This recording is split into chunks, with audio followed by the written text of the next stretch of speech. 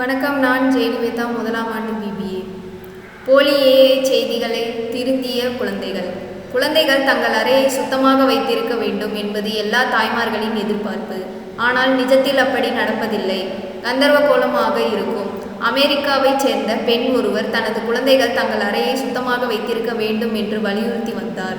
அதை பொருட்படுத்தாத குழந்தைகள் பொம்மைகளையும் டேப் புத்தகங்களையும் அங்கும் இங்குமாக வீசி செல்வதை வழக்கமாக கொண்டிருந்திருக்கலாம். எவ்வளவு சொல்லியும் குழந்தைகள் கேட்கவில்லையாம்.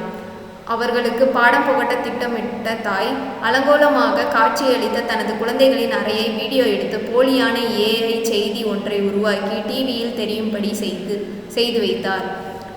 எல்லாரும் டிவியில் செய்தி பார்த்து கொண்டிருக்கும் போது திடீரென்று குழந்தைகளின் பெயர்களை குறிப்பிட்டு அவர்களின் அறையை காண்பித்து, இப்படியான அறை யாரும் பார்த்திருக்க மாட்டீர்கள் என்ற செய்தி போல் அந்த வீடியோ இடம்பெற்றது. அதை பார்த்த குழந்தைகள் அதிர்ச்சி அடைந்தனர். உடனே தங்கள் அறைக்கு சென்று சிதறி கிடந்த பொம்மைகளை அடுக்கி வைத்து சரி செய்தனர்.